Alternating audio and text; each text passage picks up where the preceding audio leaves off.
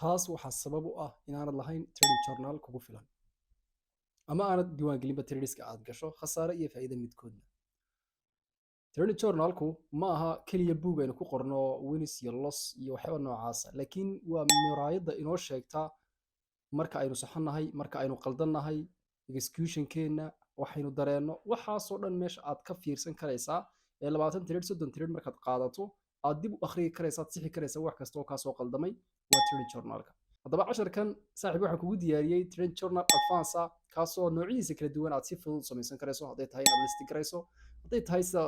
chartska loo sameeyo inaad samaysan karto, hadday tahay inaad pictureska si fudud usoo gashan karto, waxyaabahaas oo dhan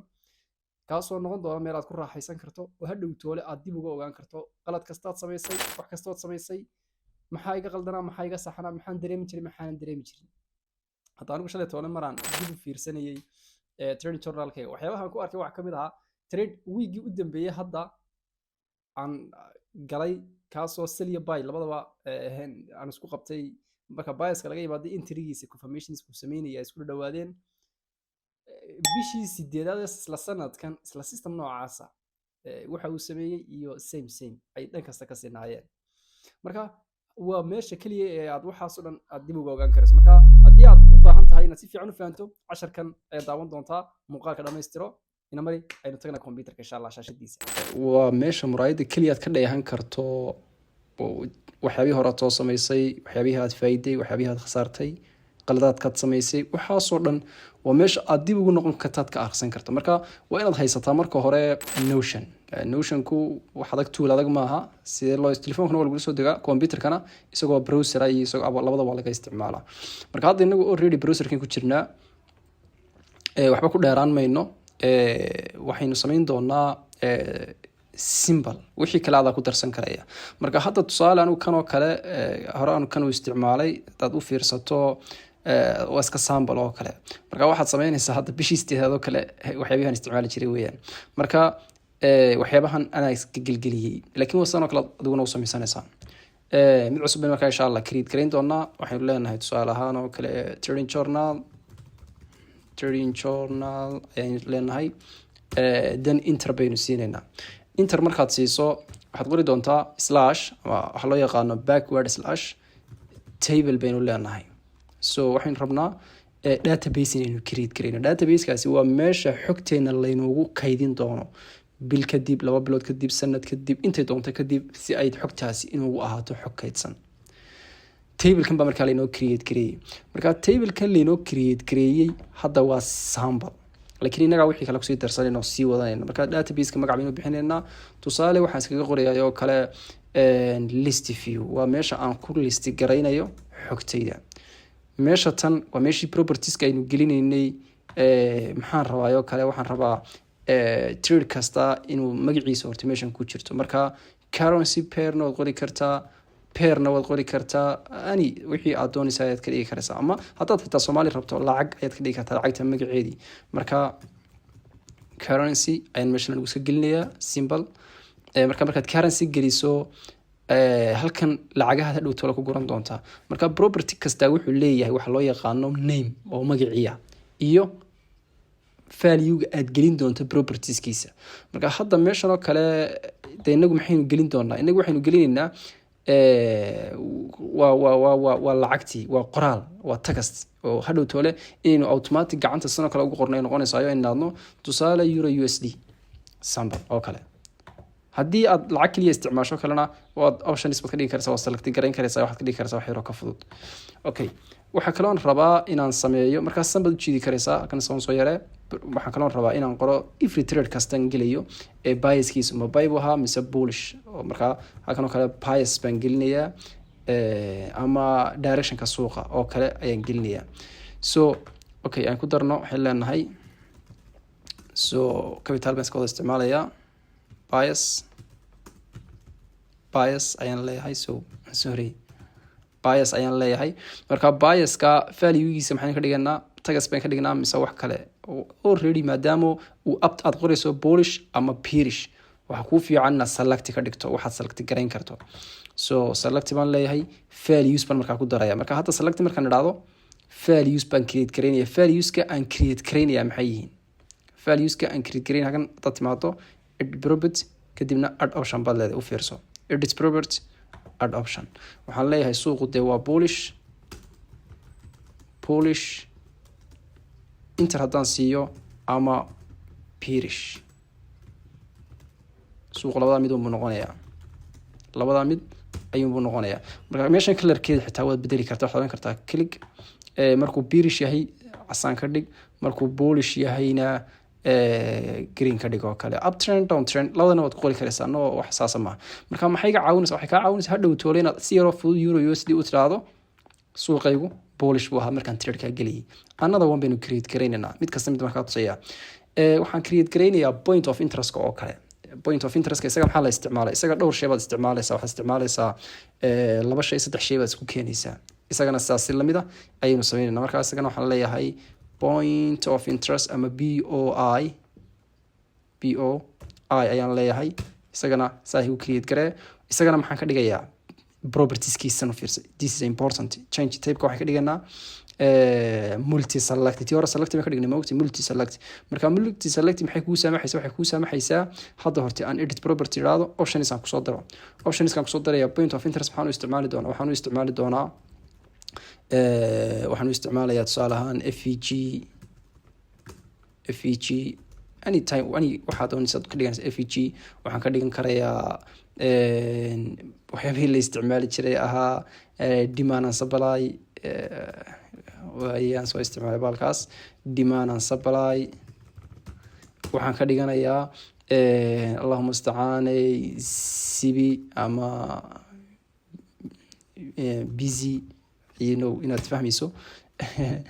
waxaan ka dhigan karayaa allahumma istacaanay fib levels marka halkani maxay hadda ii saamaxaysaa hadda waxay ii saamaxaysaa inaan aadir imaado Pirish buu suuqu ahaa wuxuu joogay FEG sidoo kale wuxuu joogay fib level sidoo kale wuxuu joogay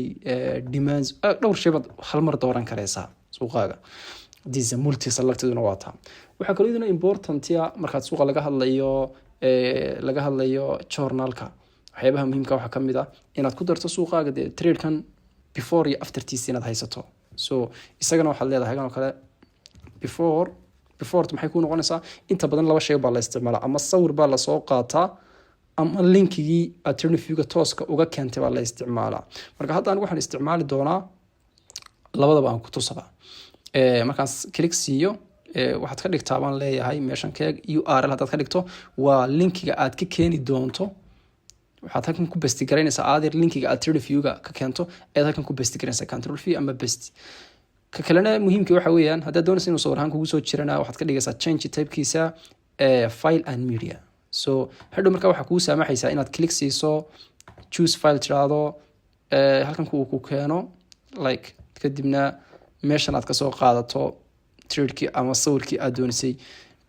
inaad keento isaga automatic u keeni doonaa after baad raacinaysaa afterna waa la mid waxba kagama duwanaa waxaad leedahay hadda tusaalahaan kale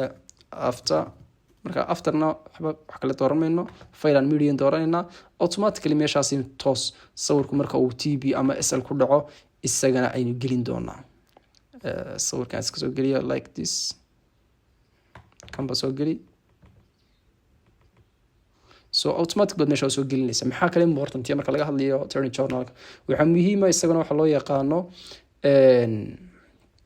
date and time important hadda waxaad leedahay date-ka date-kiisuna aad buu muhiim u yahay isaga waxba hadda waqin date hal dhow date-ka meeshan baad ka dooranaysaa change type haddaad tiraahdo so edit property haddaad tiraahdo meeshan baad kasii maamuli karaysaa xataa saacadaad ku darsan karaysaa waxaa muhiima waxaa loo yaqaano haddaad trade-ka reasoning oo kale raacinayso sababayn oo kale reasoning markaad gelaysay oo kale text iska dooro waxba kala ha dooran reason marka qoraalkaaga hadhow meeshan baad gelinaysaa trade-kan bala waxaasan u galay baad leedahay oo xogtiisa halkan baad gelinaysaa information about the trade baad meeshan ku qoranaysaa waxaa kaloo raacin karaysaa oo isna aad iyo aad u muhiima waxaa loo yaqaano trade-kaagan aad gashay haddii aad checkboxes rabto oo waxaan click oo kale inta badan waa la raaciyaa checkboxkaas la isticmaalaa waxaa kaloo muhiima oo inaan hadda meesha inuugu jirin trade-ka resultgiisii outcome of the trade ama resultiba haddaan iska soo gaabsano resultigu isagu muxuu kuu noqonayaa resultigu dee tradeku waa TB amba waa stop loss maxaad isticmaalaysaa select waad isticmaalaysaa trade labadaba ku wada dhaca ma jiraan marka isagana si aad ugu darto halkan san xitaa waad ugu dari karaysaa SL taa intertaado TB na intertaado waad ku dari karaysaa halkii optionskii oo kale bay la mid tahay colorskana meeshan baad ka leedahay hadduu SL yahay red ka dhig حتى ميدب كود بدل كرسان ميدب كنوع عطون تاد استعمال كرسان نوت مهمها ريدي عسانية وحني هذا تريد كاو حكود عي واحد هذا هاي تريد كن حكود عي أسل بو كود عي تريد كن حكود عي تي بي بو كود عي أو سوري أوكي وانتر تري لكن أنا كوسون النقطة رسالتها حلا هاي هذا تريد كن تي بي كود عي نوت ميشن أكقدرين حروا أوكي لماذا change type كني not change type waxaan u baahan inaan automatically halkan u imaado kadibna aan idhaa change type-ka select yes this is select kadibna yes TB-geenaas ayuu trade-kaasi ku dhacay baan leeyahay waxaa kaloo ku dari karaysaa aniga wixii adiga training journal-kaaga markaa ku ah haddii training journal-kaaga wixii ku ah ee istaraatiijiyadaada aad ku base garaysay sidan soo gasho automatically hal dhowtoole xogtiisaas haddii aad trade kale u baahantahay inaad diiwaan geliso click baad leedahay hadda uma baahnid inaad wax buuxiso hadda waa inoo samaysan yihiin moogti hadda waxaad leedahay trade-kii kaan qaatay wuxuu ahaa GBP USD trade-ku wuxuu ahaa suuqu bullish buu ahaa trade-kan waxaan ku galay CB ayaan ku galay ama BC ayaan ku galay meesha tan sawirkeeni bay soo qaadanaynaa sawirkii bay meelahan ka soo qaadanaynaa haddii inoo yaallo then trade-kii baan soo qaatay halkanna aftertiisi baan soo dhigayaa isaga automatic uu soo gelinaya meeshanna aftertiisi baan soo dhigaysa markuu dhamaado date koo kale important 30 bisha ayaan galay oo maanta taariikhdu waa maybe inta tahay haddaan rabo inaan date koo kale ku daro xataa saacad ku dari karaysaa include the time baad leedahay meeshan kadibna saacadu kuu sheegi doonaa automatic saas uu ku dareeyaa halkan information about the trade ayaad leedahay reason kaad sababta u gashay suuqa halkaasuu joogay waxaasuu sameynayay information about the trade baad iska gashanaysaa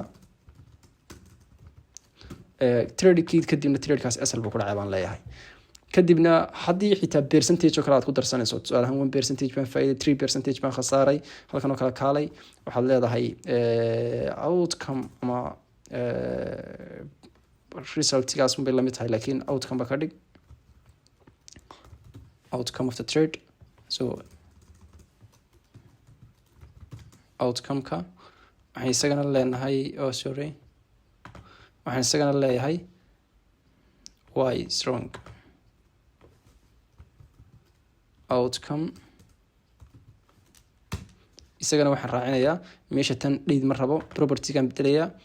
change type-kan bedelayaa waxaan ka dhigayaa number ayaan ka dhigayaa marka number haddaan hadda ka dhigo dee number caadi noqonaya waxba kagama duwan waxaan rabaa inaan percentage ka dhigo isagaan klik garaynayaa kadibna waxaan leeyahay change type-kiisa change type click garee so properties ka sare edit property click gare kadibna format ka muujeeda halkaas number format kaas ayaad dooranaysaa marka decimal places ka uu hadda leeyahay waxba bedelin laakiin tan sare tag percentage meeshan ka markaas percentage yes percentage marka hadda maxay saamaxaysaa haddaan trade-kayga yiraahdo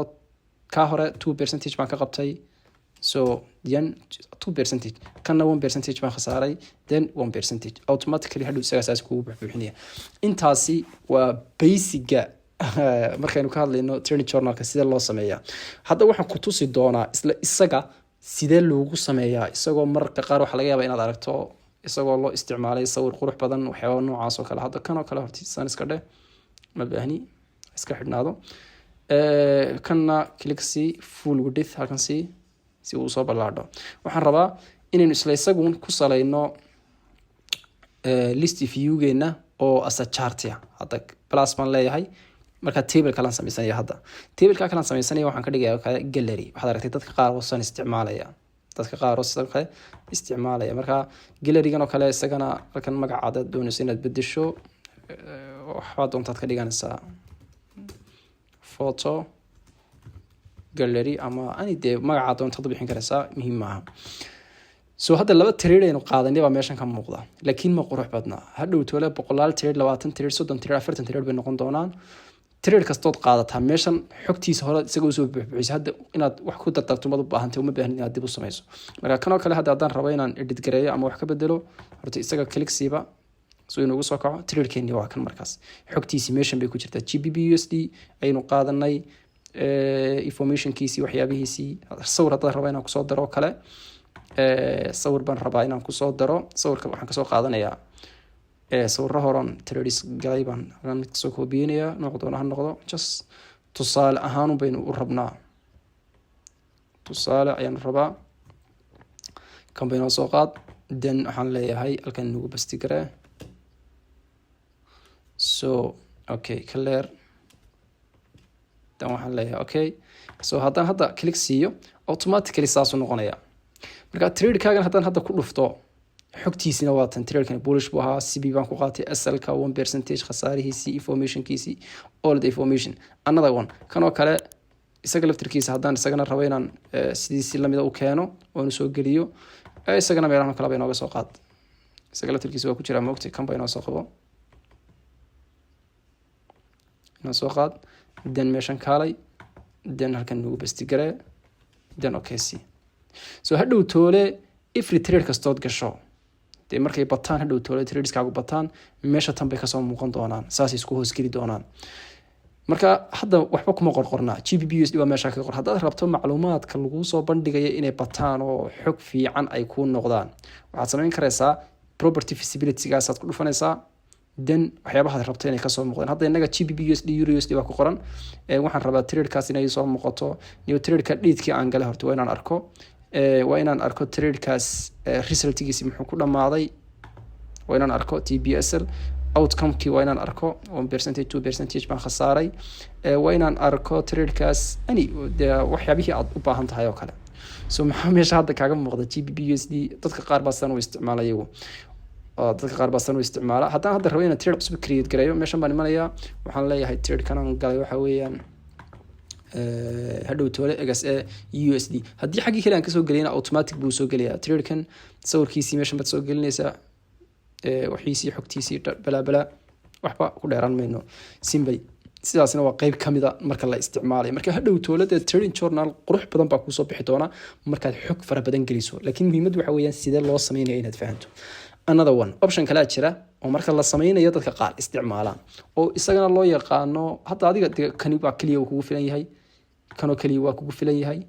haddii aad xog badan aad rabto inaad sii qurxiso wax kale kusii dartana waxaad ku darsataa oo kale calendarka laftirkiisa marka qaar baa la isticmaalaa warsta calendarka waa kan calendarka waa sida inta profiles ku sameeyaan marka isagana waxaan leeyahay journal ayaan iska qorayaa so isagana haddaad hadda u fiirsato trade kasta waxaa kuu muuqanaya December xilligaas oo kale trade-kaas aad gashay waxaan ka dambeeya waxa maynu gelin marka isagana feasibility-giisa haddaad rabto inaad soo muujiso property feasibility baad leedahay trade-ka waxaad soo muujisaa baan leeyahay calendarka ka aragtaa waxaad ka aragtaa oo kale date-kii already waan arkaynaa waxaad ka aragtaa result-ga oo kale xaga la soco waxaad ka aragtaa outcome-kii trade-ka aynu ka helnay waxaad ka aragtaa bias-ka suuqa nooc mu ahaa marka hadhow toole every one saasuu noqonaya trade kasta saasuu noqonaya hadda waxaad kasoo qaadaa bal trade kale haddaad hadda gasho oo meelahan kale tamba kasoo qaad goal bearish buu suuqu ahaa waxaynu ku galnay wuxuu suuqu joogay demand zone ama fair value gap bias-ka dhe sawirkiisi baynu meeshan kasoo qaadanay sawirkiisi waxaan kan galay so then ani sawir baan iska soo qaatay oo meelahan yaala weyna horeba inoo soo qabo then aftertiisna halkan baan dhignay ma rabna inuu muuqaalku dheeraado oo wax islamida ku celcelinaa laakiin waxaan rabaa inaan si fiican wax ku tuso then aftertiisina waa tan waqtigaynu galnay December xiliyadeedii horaan rabaa December 28-keediiba ka dhig December 28-keedii information about the trade information iskaga qorayaa waxay doonaysaa then trade-kan TB baan leeyahay outcome-kiisu trade-kan 4R buu ahaa okay simple intaas oo ahaa haddaad hadda markaad tagno journal-keeni u fiirso waxa dhaca journal-keeni kan hore ugu sii jiray laakiin haddaad halkan u fiirsato maxaa jira haddaad meesha taas u fiirsato dee waxaa jira waxaa ku samaysan goal marka xogtiisina waa tan simple saas oo arkaraysaa qaybtii photo haddaad tagto goal way soo gashay xataa XAUSD TB 4% sawirkii oo kaliya ka maqan. Sawirkan adaa laga rabaa inta aad tagto inaad soo geliso oo tiraahdo sawirkii inoo soo qaad. Sawirku waa iska example, wax sax maaha, iska example bisan igu best gare. So hadda meeshaas automatic buu soo geli doonaa. Marka saaxiib, casharkan muhiimadiisu waxa weeyaan 2026 iyo inay ku soo gelin adigoo bilaa Trading Journal. Hadday ku soo gasho dee dhib ma laha oo wax dambiyo weyn ma samayn, balse 2 bilood 3 bilood 4 bilood kadib waxaad isticmaalayso si aad u ogaan karto war waxan intee bay shaqeynayaan, maxaa shaqeeya, goormuu shaqeeya, goormaanu shaqeyn, sadabku saacadihii buu shaqeeya, saacadihii baanu shaqeyn, goormaan faa'iida, goormaan khasaara. This is important, aad bay muhiim u tahay inaad leedahay Trading Journal. Marka insha Allah isku day inaad casharkan mar daawato, hadaad ku fahmi weydo mar labaad ku celiso, wixii su'aala ee aad fahmi weydana commentiga nagula wadaag. Waynu soo dhamaynay qaybteennii hore ee casharka. Waxaan filayaa inaad wax badan ka fahantay. Haddii casharkaas uu madmadow kaaga jiro ama waxyaabaha qaar su'aalaha qaar aanad weli fahmin, waxaad nagula wadaagi karaysaa description-ka commentiga leenahay. Muuqaalkana like garee, lana wadaaga asxaabtaada si ay uga faa'iidaystaan. intaanu muuqaalka xiga isku arki doono. Assalaamu calaykum waraxmatullaahi wabarakaatuh.